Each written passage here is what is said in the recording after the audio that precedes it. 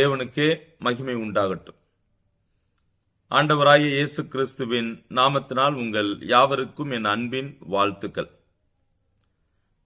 Systematic Bible study WhatsApp குழு மற்றும் exodus TV ஊடகத்துடன் வான்வழி வேத படிப்பு வாயிலாக இந்த 7வது அமர்விலும் உங்களை சந்திப்பதில் கர்த்தருக்குள் மிகுந்த மகிழ்ச்சி அடைகின்றேன். நாம் கடந்த அநேக நாட்களாக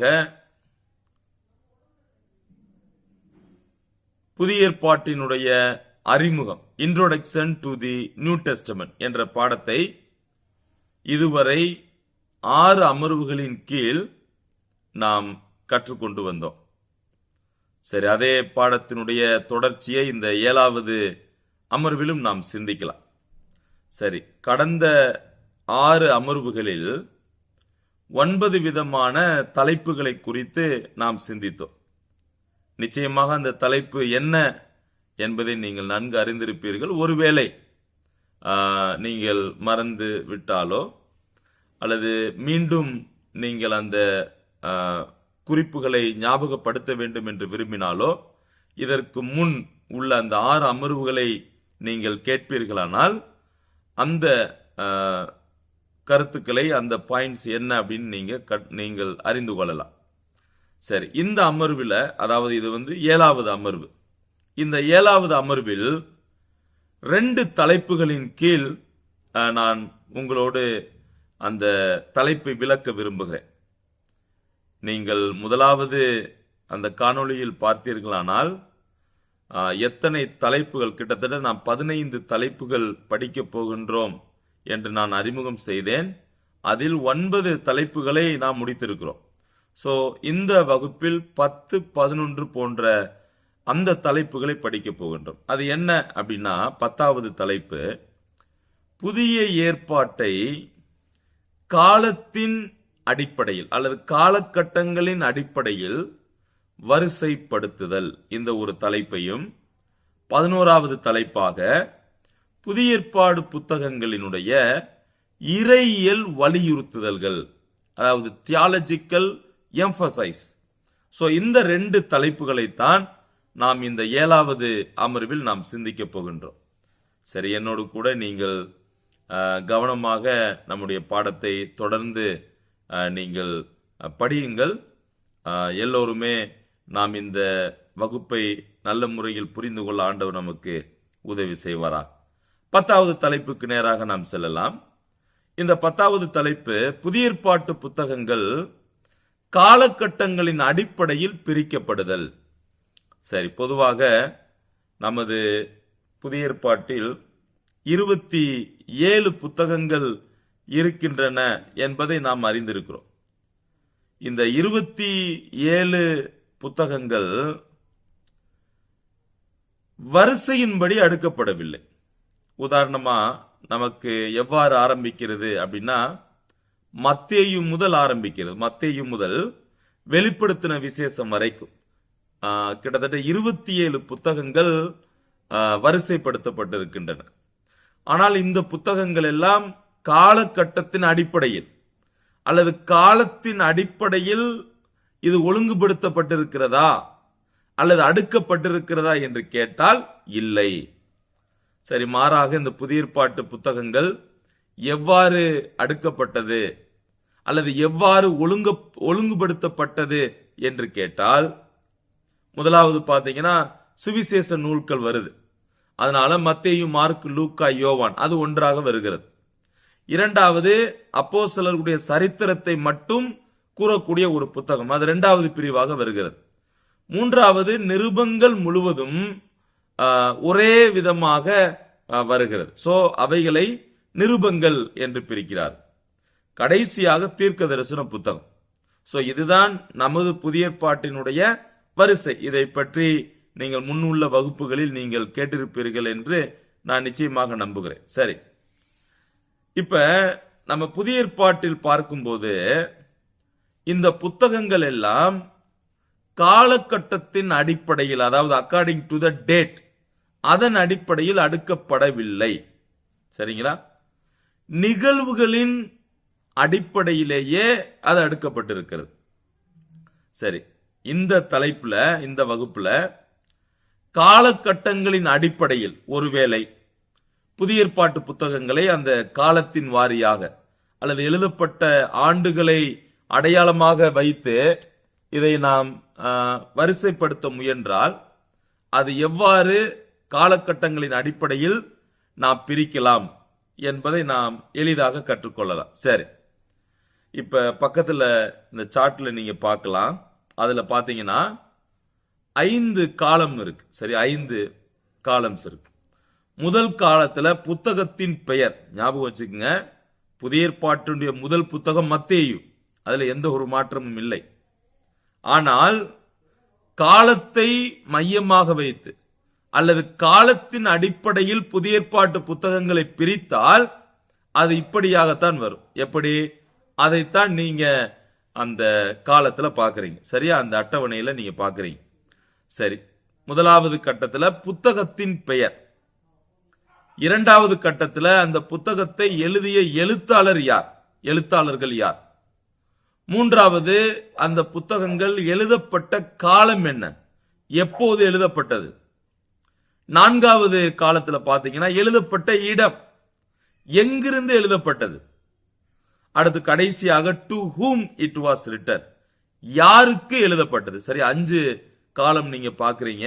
ஒரு அட்டவணை, அந்த அட்டவணை 5ஆக பிரிக்கிறோம். முதலாவது புத்தகத்தின் பெயர், இரண்டாவது எழுத்தாளர், மூன்றாவது எழுதப்பட்ட காலம், நான்காவது எழுதப்பட்ட இடம், 5வது யாருக்கு. சரியா? இந்த ஆர்டரை நம்ம 27 புத்தகங்களுக்கும் 27 புத்தகங்களிலும் நாம் பின்பற்ற போகிறோம். சரி, முதல் புத்தகம், அதாவது அக்கார்டிங் டு த டேட், காலகட்டத்தின் அடிப்படையில் முதலாவது கலாத்தியர் நிருபம். சரியா?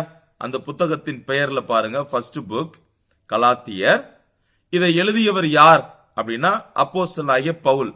சரி, எழுதப்பட்ட காலம் என்ன? கிபி 49. கிபி 49. எப்போது? அது பின்னாடி நம்ம படிக்கலாம். இந்த கிபி 49ல பவுலின் முதல் மிஷனரி பயணத்திற்கு பின்பு அந்த காலகட்டத்தில் இது எழுதப்பட்டது. சரி, எங்கிருந்து எழுதினார்? எழுதப்பட்ட இடம் என்ன? கலாத்தியர் சீரியா, அந்தியோகியா போன்ற இடத்திலிருந்து ஒருவேளை எழுதியிருக்கலாம். பாருங்க, நம்ம இந்த புதிய ஏற்பாட்டு புத்தகங்கள்ல காலம் எக்ஸாக்ட் டேட் நம்மால கொடுக்க முடியாது. அதாவது துல்லியமான வருடத்தை, நாளை நாம் குறிக்க முடியாது. எப்பொழுதுமே தோராயமாக அல்லது ஏறக்குறைய என்றுதான் நாம் பயன்படுத்துகிறோம். ஏனென்றால் புதிய ஏற்பாட்டில் எங்கேயும் இந்த வருடத்தில் இந்த நிருபம் எழுதப்பட்டது அல்லது இந்த புத்தகம் எழுதப்பட்டது அப்படின்ற நேரடியான பதில் எங்கேயும் இல்லை. சோ எனவேதான் நாம் தோராயமாக அல்லது ஏறக்குறைய என்ற ஒரு காலத்தை நாம் பயன்படுத்துகிறோம். பாருங்க, எழுதியவர் பெயர் தெளிவாக இருக்கு. அதுல சில புத்தகங்கள்ல பெயர் கூட இல்ல. அதுக்கப்புறம் பாத்தீங்கன்னா எந்த காலகட்டம், அது இந்த காலகட்டம் அப்படின்னு நேரடியா கிடையாது. அடுத்து சில புத்தகங்கள்ல பாத்தீங்க அப்படின்னா அந்த காலத்தை நாம் காண முடியாது. அதுக்கப்புறம் பாத்தீங்கன்னா எழுத்தாளர் குறிப்பிட்டு சொல்லுவது இல்லை.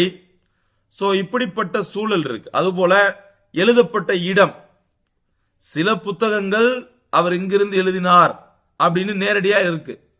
சில புத்தகங்கள் அவர் எங்கிருந்து எழுதினார் என்று நேரடியாக சொல்லப்படவில்லை. ஆனாலும் கூட மற்ற வேத பகுதிகளிலிருந்து அவர் இங்கே இருந்துதான் எழுதினார் என்ற முடிவுக்கு நாம் என்ன செய்யலாம்? நாம் வரலாம். சரி, அடுத்து கலாத்தியர் யாருக்கு எழுதப்பட்டது அப்படின்னா இக்கோனியம், லீஸ்திரா, தெர்பை, பிசிதியாவில் உள்ள அந்தியோகியா, அப்புறம் தென் கலாத்தியா போன்ற இடங்களில் வாழ்ந்த கிறிஸ்தவர்களுக்கு இது எழுதப்பட்டது. சரியா?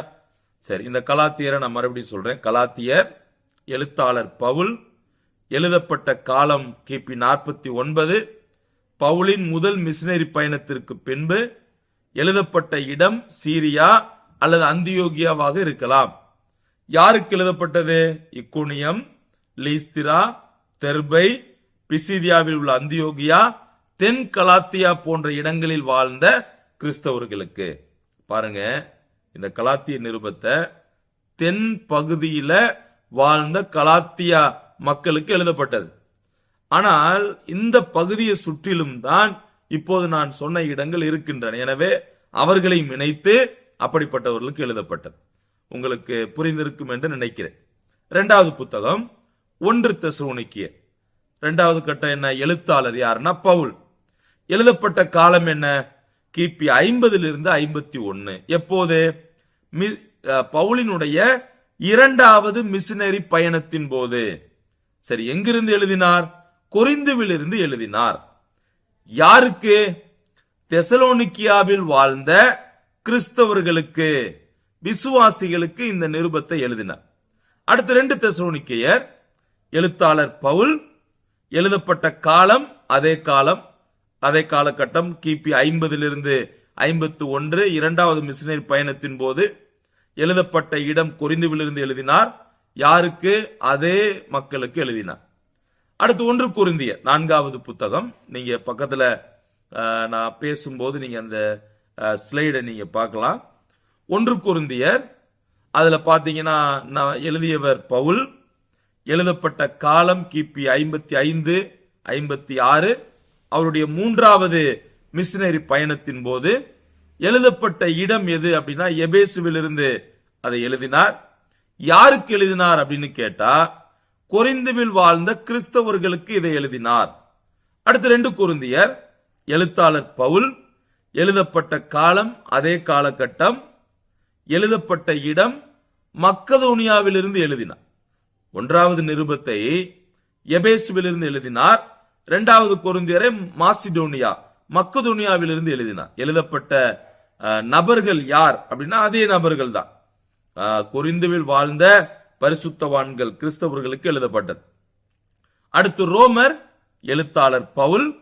எழுதப்பட்ட காலம் கிபி 55 57. அவருடைய 3வது மிஷனரி பயணத்தின் போது இதை எழுதினார். எழுதப்பட்ட இடம் எது அப்படின்னா கொரிந்துவிலிருந்து. யாருக்கு எழுதினார்? ரோமாபுரியில் வாழ்ந்த கிறிஸ்தவர்களுக்கு.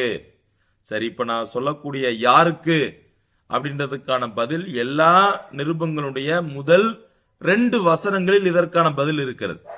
அடுத்த புத்தகத்துக்கு வரலாம். அடுத்து யாக்கோபு. எழுத்தாளர் யார் அப்படின்னா யாக்கோபு தான். இவர் யார் என்று கேட்டால் இயேசு கிறிஸ்துவுடைய சகோதரன். எழுதப்பட்ட காலம் கிபி 40 60 வரைக்கும். ஒருவேளை இது 45 எழுதப்பட்டதாக இருக்கலாம் என்றும் சிலர் கருதுகிறார். சரி, எழுதப்பட்ட இடம் எக்ஸாக்ட் இல்ல, அது எங்கே என்று குறிப்பிடவில்லை. ஒருவேளை எருசலேமிலிருந்து அவர் எழுதியிருக்கலாம் என்று நம்பப்படுகிறது. சரி, இதை யாருக்கு எழுதினார் அப்படின்னு கேட்டா சிதறடிக்கப்பட்ட யூத கிறிஸ்தவர்களுக்கு எழுதினார். அன்றைய நாட்களில் இந்த சிதறடிக்கப்பட்டவர்களுக்கு ஒரு பெயர் சொல்லி அழைத்தார்கள். அது என்ன அப்படின்னா டயஸ்பொரா அப்படின்னு கூப்பிட்டாங்க. டயஸ்பொரா, DIASPORA. டயஸ்பொரா என்றால் சிதறடிக்கப்பட்டவர்கள் என்று அர்த்தம். சரி, இப்ப சிதறடிக்கப்பட்டவர்கள் யார் அப்படின்னா உண்மையாக இயேசுவை சொந்த இரட்சகராக ஏற்றுக்கொண்டு வாழ்ந்த மக்கள். அதாவது உண்மை யூத கிறிஸ்தவர்களே சிதறடிக்கப்பட்டார்கள். சரி, ஏன் சிதறடிக்கப்பட்டார்கள்? அதற்கு காரணம் அப்போஸ்தலர் 8ஆம் அதிகாரம் 1வது வசனத்தில் அதற்கான பதில் இருக்கிறது. அடுத்து 4வது வசனத்திலும் பதில் இருக்கிறது. என்ன? அக்காலத்திலே சபைக்கு, எருசலேம் சபைக்கு மிகுந்த துன்பம் உண்டாயிற்று. 4வது வசனத்தில் பார்க்கிறோம், சிதறிப்போனவர்கள் எங்கும் தெரிந்து சுவிசேஷத்தை பிரசங்கித்தார்கள் என்று நான் பார்க்கிறோம். அடுத்து 7ஆம் அதிகாரத்தில் ஸ்தேவானுடைய மரணம்.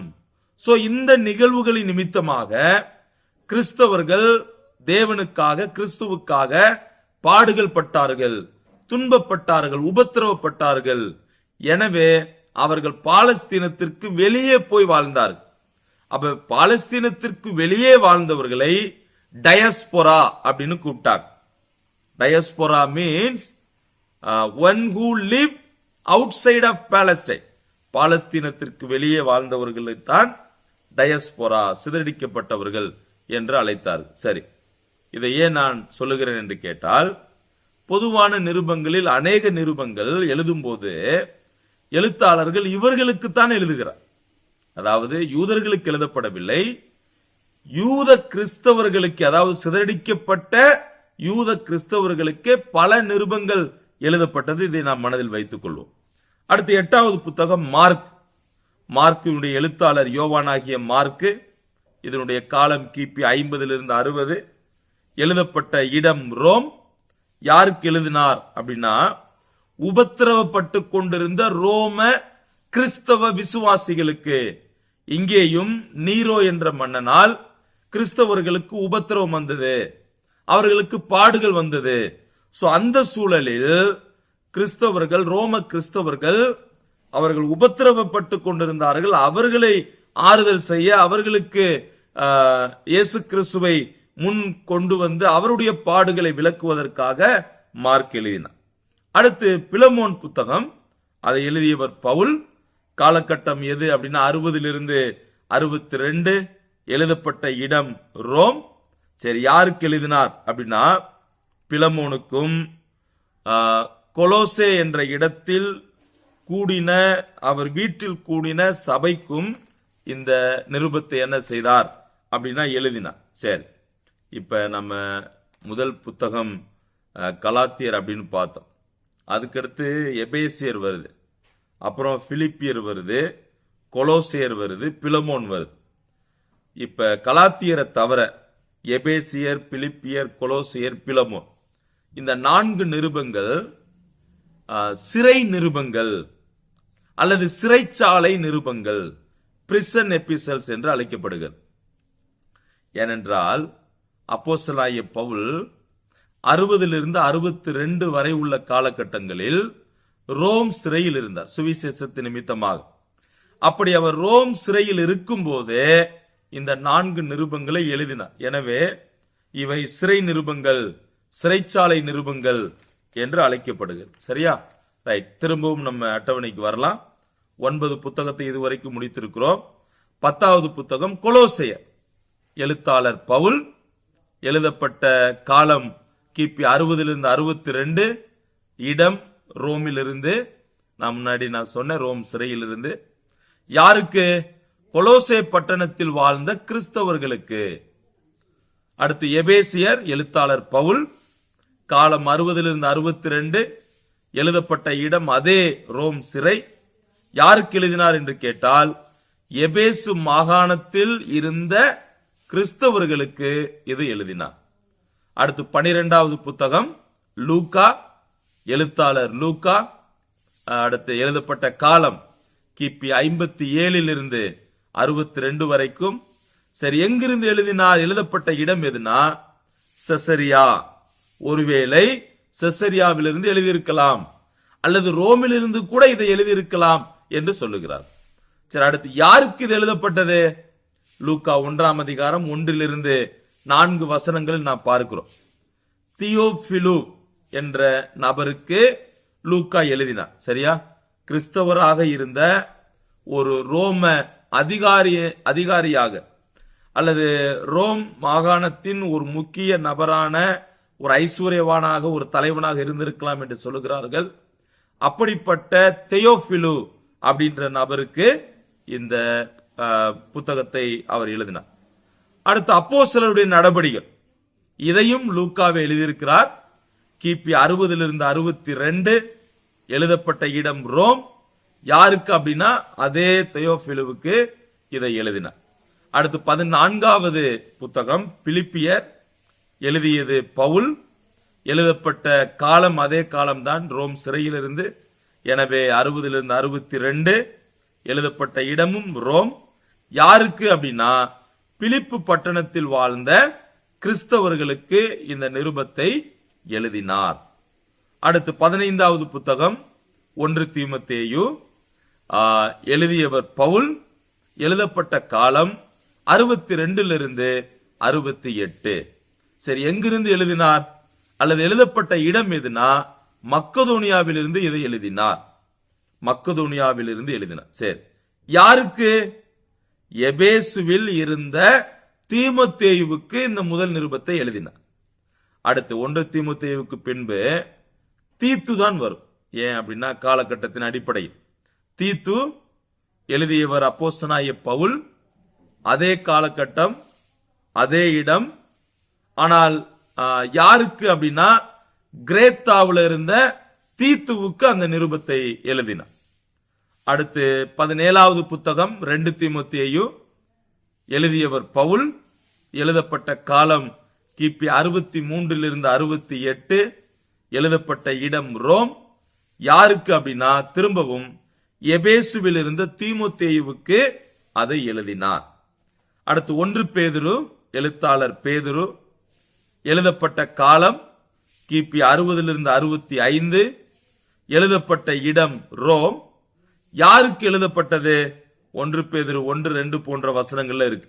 பொந்து, கலாத்தியா, கப்பதோக்கியா, ஆசியா, பித்தினியா போன்ற இடங்களில் வாழ்ந்த கிறிஸ்தவர்களுக்கு இந்த பேதுருவினுடைய நிருபம் எழுதப்பட்டது. 2 பேதுருவும் அதே எழுத்தாளர், அதே காலகட்டம், அதே இடம், அதே நபர்கள். சரியா? ஏனென்றால் 1, 2 பேதுரு ஒன்றன் பின் ஒன்றாக அதே காலகட்டத்தில் எழுதப்பட்டது. ஆனால் வித்தியாசம் உண்டு. 1 பேதுரு விசுவாசிகள் படக்கூடிய பாடுகளை குறித்து அவர் விவரிக்கிறார். ஆனால் 2 தீமோத்தேயுவில் கள்ள தீர்க்கதரிசிகள், கள்ள போதனைகள், அவருடைய 2வது வருகையை குறித்து சொல்லக்கூடிய பகுதியாக இருக்கிறது. சோ முதலாவது நிருபத்தினுடைய கருப்பொருள் பாடுகள், சஃபரிங்ஸ். 2வது நிருபத்தினுடைய கருப்பொருள் நாலேஜ், அறிவு. என்ன? முதலாவது நிருபத்தில் கிறிஸ்தவர்கள் என்ற நிலையில் நீங்கள் பாடுகளை அனுபவிக்க வேண்டும், சகிக்க வேண்டும், அதற்கு கிறிஸ்துவே அவர் உதாரணமாக இருக்கிறார் என்று எழுதுகிறார். ஆனால் 2 பேதுருவில் கள்ள போதகர்கள், கள்ள தீர்க்கதரிசிகள் வருவார்கள். எனவே நீங்கள் ஞானத்தோடு செயல்பட வேண்டும். உண்மை போதனை என்ன, தவறான போதனை என்ன, அது யார் என்பதை நீங்கள் கண்டறிய வேண்டும். அவருடைய வருகைக்கு நீங்கள் தயாராக இருக்க வேண்டும் என்று 2 பேதுருவில் அவர் எழுதுகிறார். அடுத்து மத்தேயுவின் புத்தகம், 20வது புத்தகம் மத்தேயு. பாருங்க, நம்ம புதிய ஏற்பாட்டில் அதுதான் முதல் புத்தகமாக வருகிறது. பட் நம்ம இந்த வரிசையின் அடிப்படையில் 20வது புத்தகமாகத்தான் வருகிறது. சரி, எழுத்தாளர் மத்தேயு. எழுதப்பட்ட காலம் பார்த்தீங்கன்னா 40 60 வரைக்கும் உள்ள காலகட்டம். அடுத்து எங்கிருந்து எழுதினார்? எழுதப்பட்ட இடம் சீரியாவில் உள்ள அந்தியோகியாவில் இருந்து ஒருவேளை இதை எழுதியிருக்கலாம் என்று நம்பப்படுகிறது. சரி, யாருக்கு அப்படின்னா சீரியா அல்லது பாலஸ்தீனத்தில் வாழ்ந்த யூதர்களுக்கு எழுதப்பட்டது. பாலஸ்தீனத்தில் வாழ்ந்த யூதர்களுக்கு எழுதப்பட்டது. இதை பத்தி நம்ம முன்னாடியே படிச்சிருக்கிறோம். 5வது அமர்வு என்று நினைக்கிறேன். அந்த அமர்வில் 4 புதிய ஏற்பாட்டு சுவிசேஷ நூல்கள் மத்தேயு இயேசுவை மேசியாவாக, யூதருக்கு ராஜாவாக எழுதுகிறார். மார்க்கு இயேசுவை தேவனுடைய ஊழியக்காரன் என்ற நிலையில் ரோமர்களுக்கு எழுதுகிறார். லூக்கா இயேசுவை பரிபூர்ண மனுஷன் என்ற நிலையில் கிரேக்கர்களுக்கு எழுதுகிறார். யோவான் இயேசுவை தேவகுமாரனாக பொதுவாக எல்லோருக்கும் அவர் எழுதி காண்பிக்கிறார். இதை நாம் ஏற்கனவே படித்திருக்கிறோம். மறுபடியும் நம்ம அட்டவணைக்கு வந்துடலாம்.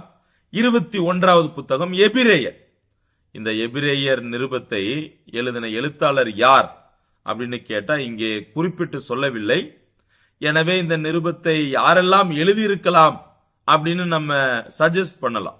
அந்த எழுத்தாளர்கள் வரிசையில் ஒருவேளை பவுலாக இருக்கலாம், அப்பல்லோவாக இருக்கலாம், லூக்காவாக இருக்கலாம், பர்னபாவாக இருக்கலாம், பிரிசில்லாவாக இருக்கலாம் அப்படின்னு எழுத்தாளரை குறித்து சொல்லப்படுகிறது.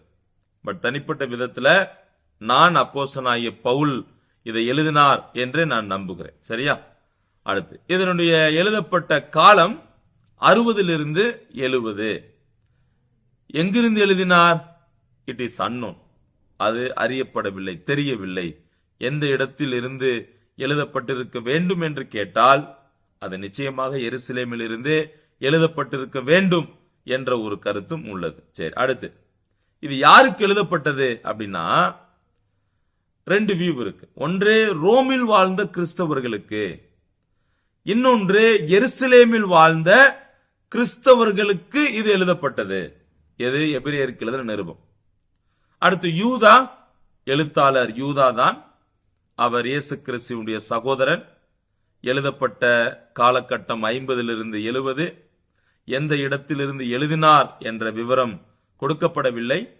இது யாருக்கு எழுதப்பட்டது அப்படின்னா பொதுவான கிறிஸ்தவர்களுக்கு இது எழுதப்பட்டது. அடுத்து 23வது புத்தகம் யோவான் எழுதின சுவிசேஷம். எழுத்தாளர் யோவான், காலம் 80 95. எழுதப்பட்ட இடம் எபேசுவிலிருந்து எழுதினார். அடுத்து எதற்காக அல்லது யாருக்கு இது எழுதினார் என்று கேட்டால் எபேசுவை சுற்றி இருந்த கிறிஸ்தவர்கள் மற்றும் கிறிஸ்தவர்கள் அல்லாதவர்களுக்கும் எழுதினார். எனவேதான் யோவான் சுவிசேஷம் பொதுவான முறையில் எழுதப்பட்டது அப்படின்னு நம்ம சொல்றோம். சோ எபேசுவுக்கு அருகாமையில் எபேசுவை சுற்றி இருந்த கிறிஸ்தவர்கள் மற்றும் கிறிஸ்தவர்கள் அல்லாதவர்களுக்கும் இது எழுதப்பட்டது. அடுத்து 1 யோவான், எழுத்தாளர் யோவான் தான். அதே காலம், அதே இடம். ஆனால் 1 யோவான் யாருக்கு எழுதப்பட்டதுன்னா கிறிஸ்தவர்களுக்கு மட்டும். அதாவது தேவனால் பிறந்தவர்கள், தேவனுடைய பிள்ளைகள் என்ற நிலையில் கிறிஸ்தவர்களுக்கு மட்டுமே எழுதப்பட்டது. 2 யோவான், எழுத்தாளர் யோவான். எழுதப்பட்ட காலம் அதே காலம், எழுதப்பட்ட இடம் அது தெரியவில்லை. எபேசுவில் இருந்து அது எழுதப்பட்டிருக்கிறது. யாருக்கு அப்படின்னா எபேசுவுக்கு அருகாமையில் இருந்த ஒரு சபைக்கு இது எழுதப்பட்டது. அடுத்து 3 யோவான், எழுத்தாளர் யோவான். எழுதப்பட்ட காலம் 80 95. எங்கிருந்து எழுதினார்? எபேசுவில் இருந்து எழுதினார். யாருக்கு எழுதினார் என்று கேட்டால் எபேசுவில் வாழ்ந்த காயுவுக்கு இதை எழுதினார். நீங்க 3 யோவான் 1வது வசனத்துல படிச்சா தெரியும். காயுவுக்கு இதை எழுதினார். அடுத்து கடைசியாக வெளிப்படுத்தின விசேஷம் 80 95. எழுத்தாளர் யோவான். அவர் எங்கிருந்து எழுதினார் அப்படின்னா பத்மு தீவு, அதாவது இது சின்ன ஆசியாவில் இருக்கக்கூடிய ஒரு இடம், தீவு. இதிலிருந்து எழுதினார். சரி, யாருக்கு அப்படின்னா ஆசியா நாட்டில் காணப்பட்ட 7 சபைகளுக்கு அதை எழுதினார். சரியா? அப்ப இதுதான் காலகட்டங்களின் அடிப்படையில் நாம் பிரித்தோமானால் இந்த புத்தகங்கள் இப்படித்தான் வந்திருக்க வேண்டும். சரியா? அப்ப புதிய ஏற்பாடானது, புதிய ஏற்பாடு புத்தகங்கள் கால வரிசையின் அடிப்படையில் அடுக்கப்படாமல் நிகழ்வுகளின் அடிப்படை, அதாவது நிகழ்வுகள் கருப்பொருட்கள் ஒத்திருப்பதால் அதன் அடிப்படையில் வரிசைப்படுத்தப்பட்டிருக்கிறது. இப்ப நிருபங்கள், முதலாவது சுவிசேஷங்கள் வருது. எனவே 4 சுவிசேஷம் ஒரு பகுதியாக, அடுத்து வரலாறு தனியாக இருக்கிறது, அது ஒரு பகுதியாக, அடுத்து நிருபங்கள். அந்த நிருபங்கள்ல பாத்தீங்கன்னா முதலாவது பவுலின் நிருபங்களாக வருகிறது. இரண்டாவது பெயரல்லாத அல்லது குறிப்பிட்டு எழுதப்படாத பொதுவான நிருபங்களாக வருகிறது. எனவே அப்படிப்பட்ட பிரிவுகளில் கீழ் ஒவ்வொரு புத்தகத்தை வைத்தார்கள். கடைசியில பாத்தீங்கன்னா ஒரு தீர்க்க தரிசன புத்தகம், அது வெளிப்படுத்தின விசேஷம். சரி, புதிய ஏற்பாட்டு எழுத்தாளர்களை நாம் புரிந்து கொள்ளலாம். இதை குறித்து நீங்கள் ஏற்கனவே அறிந்திருக்கிறீர்கள். என்னோடு கூட சேர்ந்து நீங்க சொல்ல முயற்சி பண்ணுங்க. புதிய ஏற்பாட்டை மொத்தம் 8 ஆசிரியர்கள் எழுதியிருக்கிறாங்க. அதுல ஒரு நபரை தவிர, அதாவது லூக்காவை தவிர, லூக்கா மட்டும் புறஜாதியான், மற்றவர்கள் எல்லாரும் யூதர்களாக இருந்தாங்க. பாருங்க, மத்தேயு, பேதுரு, யோவான் இவர்கள் இயேசுவின் சீசர்களாக, அப்போஸ்தலர்களாக அறியப்பட்டார்கள். மார்க்கு, யூதா, யாக்கோபு ஆதி திருச்சபையில் முக்கியமானவர்களாக இருந்தார்கள். அடுத்து பவுல், லூக்கா இவர்கள் எல்லாம் இயேசுவை அவர் வாழ்ந்த காலத்தில் நேரடியாக பார்த்திராதவர்கள் அப்படின்னு நம்ம பிரிக்கலாம். மேலும் பாத்தீங்கன்னா அந்த எழுத்தாளர் மத்தேயு ஒரு புத்தகத்தை எழுதியிருக்கிறாரு, மார்க்கு ஒரு புத்தகத்தை எழுதியிருக்கிறாரு, லூக்கா 2 புத்தகத்தை எழுதியிருக்கிறார், அடுத்து யோவான் 5 புத்தகத்தை எழுதியிருக்கிறார், அப்புறம் பேதுரு பாத்தீங்கன்னா 2 புத்தகம், யாக்கோபு ஒரு புத்தகம், யூதா 1, பவுல் எபிரேயரையும் சேர்த்தால் 14, இல்லாவிட்டால் 13. சோ இந்த இவைகள் தான் இந்த எழுத்தாளர்களால் எழுதப்பட்டது. இதையும் நாம் மனதில் வைத்துக் கொள்வோம். சரி, 11வது தலைப்பிற்கு நாம் செல்லலாம். இந்த 11வது தலைப்பு என்ன? முன்பே நான் அறிமுகம் செய்தேன். புதிய ஏற்பாடு புத்தகங்களின் இறையியல் வலியுறுத்துதல்கள். புதிய ஏற்பாட்டு புத்தகங்களின் இறையியல் வலியுறுத்துதல்கள், அது ஆங்கிலத்தில் தியாலஜிக்கல் எம்பசைஸ் அப்படின்னு நம்ம சொல்லலாம். சரி, இப்ப புதிய ஏற்பாட்டில் இருக்கக்கூடிய இந்த 27 புத்தகங்களும் இறையியல் வலியுறுத்தல்களை சொல்றத நம்ம பார்க்கலாம். சரி, இதுக்கு முன்னாடி, அதாவது 10வது தலைப்புல காலகட்டத்தின் அடிப்படையில் வரிசைப்படுத்துதல் என்பதில் 5 ஒரு அட்டவணை போட்டோம். அந்த அட்டவணையில் 5 கட்டங்களை நான் பார்த்தோம். சரி, இந்த சார்ட்ல இப்பயும் நாம் ஒரு அட்டவணை தான் படிக்க போகிறோம். இந்த அட்டவணையில் இப்போது 4 காலம், 4 கட்டங்கள் நாம் போட போறோம். சரியா? நீங்க அந்த பக்கத்துல ஸ்லைட்ல இருக்கு. 4 கட்டங்களாக பிரித்து கொள்ளலாம். ஒரு அட்டவணையில 4 கட்டங்கள். அதுல முதலாவது பாத்தீங்கன்னா புத்தகத்தின் பிரிவுகள், அப்படி அது ஃபர்ஸ்ட். இரண்டாவது புத்தகத்தின் பெயர்கள், என்னென்ன புத்தகத்தினுடைய பெயர். மூன்றாவது இறையியல் பிரிவுகள். இந்த இறையியல் பிரிவுகள் அப்படின்றது என்ன? நம்ம எல்லாருக்குமே தெரியும், முறைப்படுத்தப்பட்ட இறையியல், சிஸ்டமேட்டிக் தியாலஜி. இந்த சிஸ்டமேட்டிக் தியாலஜி அது கீழே பார்த்தீங்கன்னா 10 உட்பிரிவுகள், கிளைகள் உண்டு. There are 10 branches in systematic theology. முறைப்படுத்தப்பட்ட இறையியல்ல 10 கிளைகள் உண்டு. நம்ம எல்லோருமே அதை அறிந்திருக்கும். ஸோ அப்போ ஒவ்வொரு புத்தகமும் எந்த இறையியல் பிரிவுக்கு கீழே வருது, கிளையில வருது அப்படின்னு பார்க்கலாம். நான்காவது, ஒவ்வொரு புத்தகம் என்ன இறையியல் பார்வையில, தியாலஜிக்கல் வியூ பாயிண்ட்ல, தியாலஜிக்கல் எம்பசைஸ் பண்ணுது அப்படின்னு 4வது கட்டத்தில் பார்க்கலாம். முதலாவது புத்தகத்தின் பிரிவுகள், இரண்டாவது புத்தகத்தின் பெயர்கள், மூன்றாவது இறையியல் பிரிவுகள், நான்காவது இறையியல் வலியுறுத்துதல்கள். சரி, அந்த விதத்துல முதல் பிரிவுக்கு போவோம். பிரிவுகள் பகுதியில 4 புத்தகங்களை இணைத்து நீங்கள் எழுதிக் கொள்ளலாம். மத்தேயு, மார்க்கு, லூக்கா, யோவான். இந்த 4 புத்தகங்கள் எந்த பிரிவின் கீழ் வருகிறது அப்படின்னா சுவிசேஷங்கள் என்ற பிரிவின் கீழ் வருகிறது, அல்லது நற்செய்தி நூல்கள். அதுல எத்தனை? 4. மத்தேயு, மார்க்கு, லூக்கா, யோவான். சரி, இது சுவிசேஷங்கள் என்று சொல்லக்கூடிய பிரிவு. இரண்டாவது பாருங்க, புத்தகத்தினுடைய பெயர் என்ன? முதல் புத்தகம் மத்தேயு.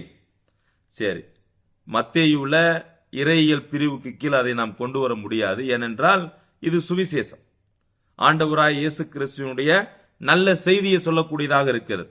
எனவே இது எந்த இறையியலின் பிரிவுகளுக்கு கீழ் நாம் குறிப்பிட்டு கொண்டு வர முடியாது. சரி, ஆனால் இறையியல் வலியுறுத்தல் என்ன அப்படின்னா இயேசுவை ராஜாவாக காண்பிக்கிறது. மார்க்கு அது இயேசுவை ஊழியக்காரனாக, தேவனுடைய ஊழியக்காரனாக காண்பிக்கிறது.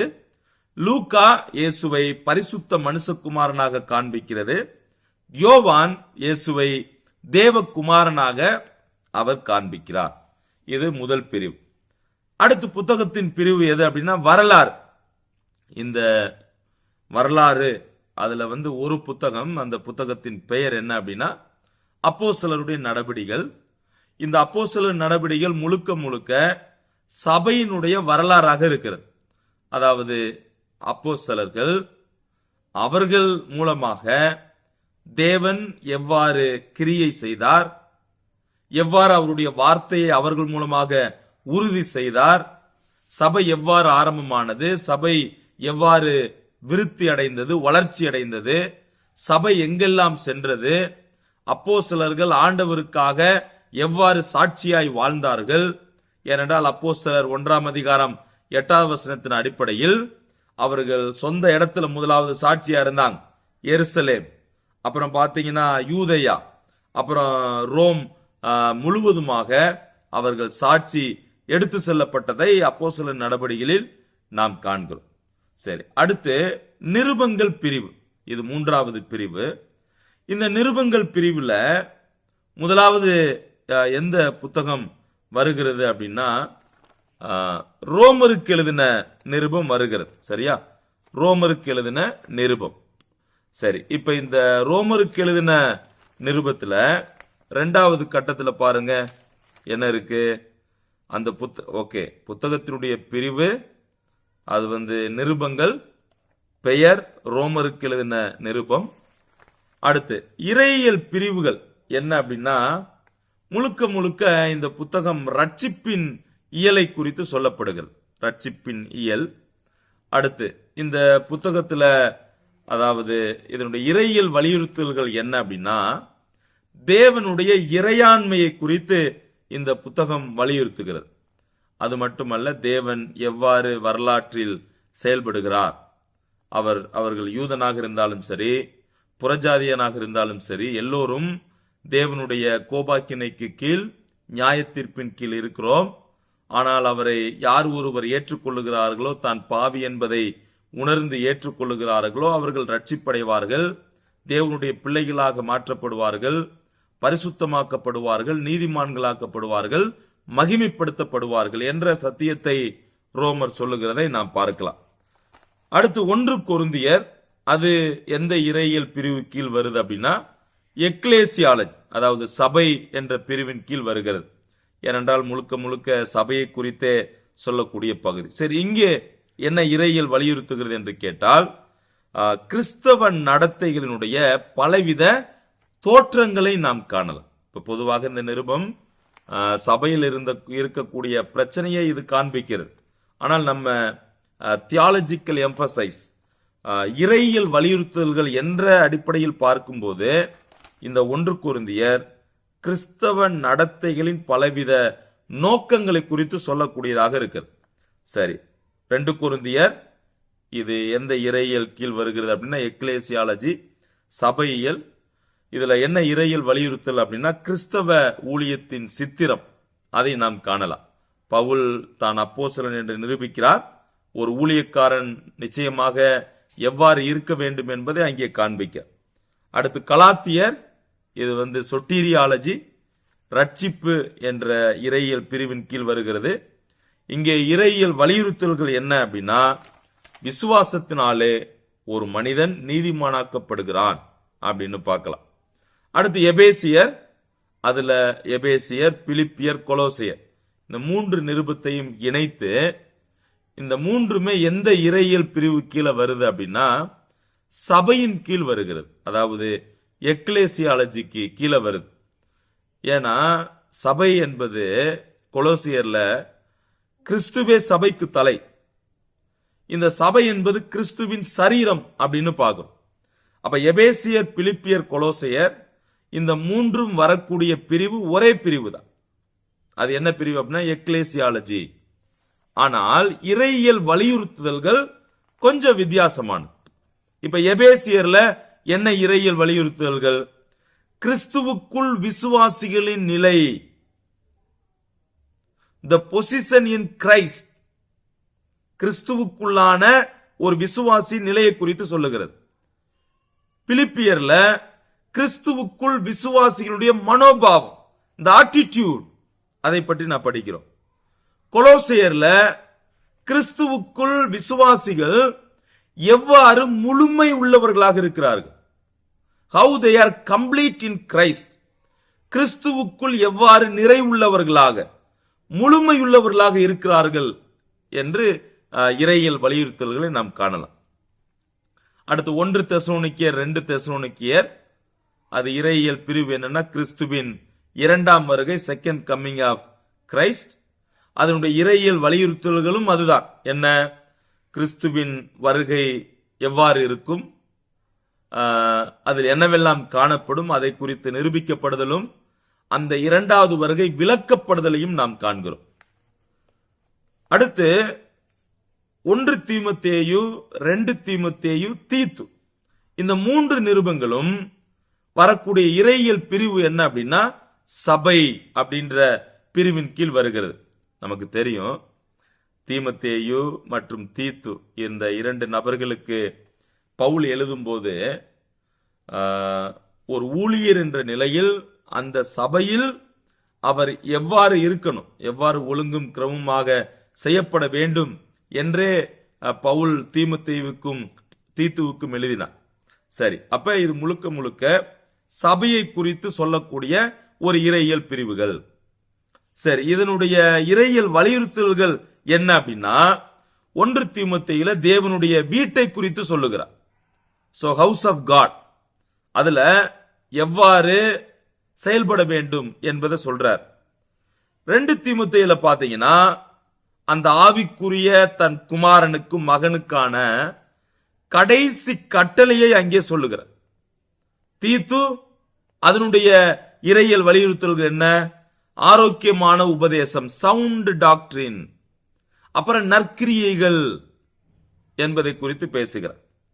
அடுத்து பிலமோன், அது அதாவது மன்னிப்பு என்ற ஒரு இறையியல் கீழ் வருகிறது. இந்த மன்னிப்பு என்று சொன்னால் அது சொட்டீரியாலஜியை சாரும், ரட்சிப்பினியலோடு அதன் கீழ் வரக்கூடிய பிரிவு. அடுத்து அதனுடைய இறையியல் வலியுறுத்தல்கள் என்ன அப்படின்னா, ஒரு கிறிஸ்தவ சகோதரனுக்கான மன்னிப்பு, அதாவது ஒருவருக்கொருவர் கிறிஸ்தவன் என்ற முறையில் நாம் ஒருவருக்கொருவர் எவ்வாறு மன்னிக்க வேண்டும் என்பதை இது வலியுறுத்துகிறது.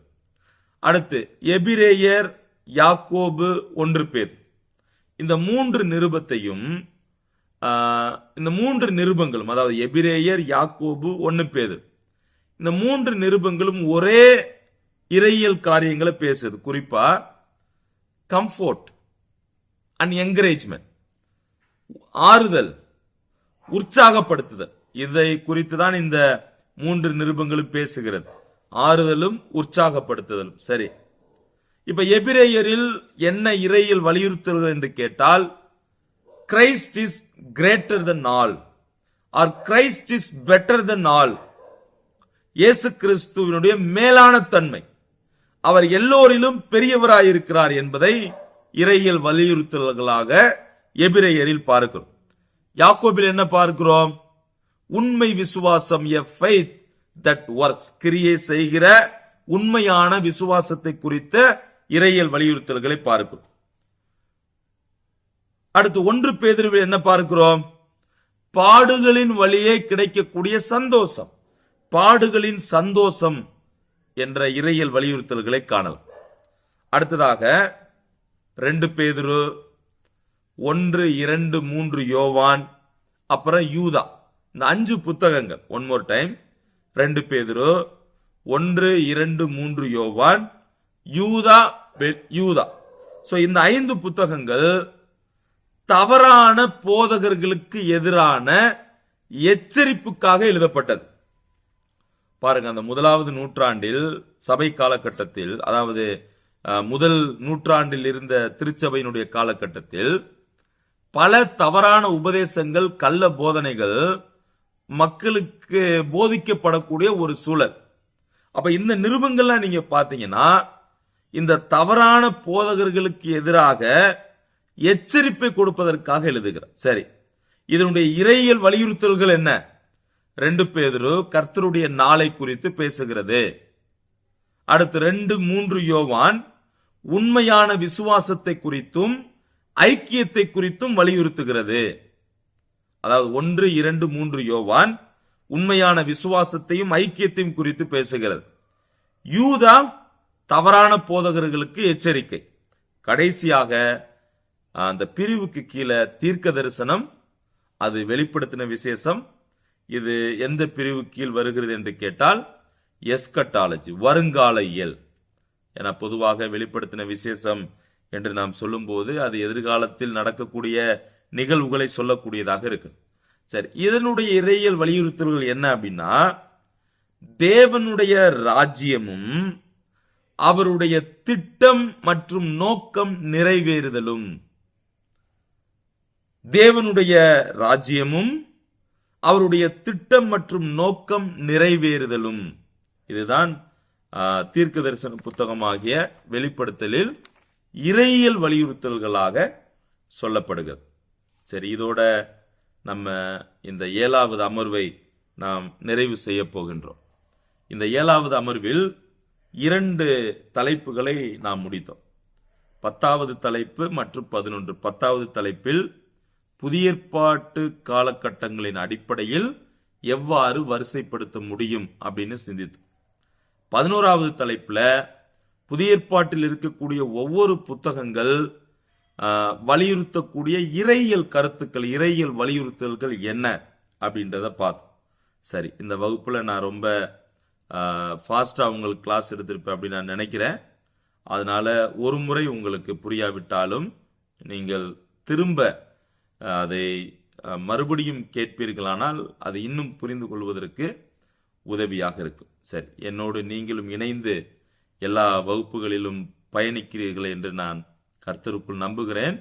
இந்த பாடம் உங்களுக்கு பிரயோஜனமாக இருக்கும் என்றும் நான் நம்புகிறேன். கர்த்தருக்கு சித்தமானால் 8வது அமர்வின் மூலமாக நாம் யாவரும் சந்திக்கலாம். தேவனுக்கே மகிமை உண்டாகட்டும்.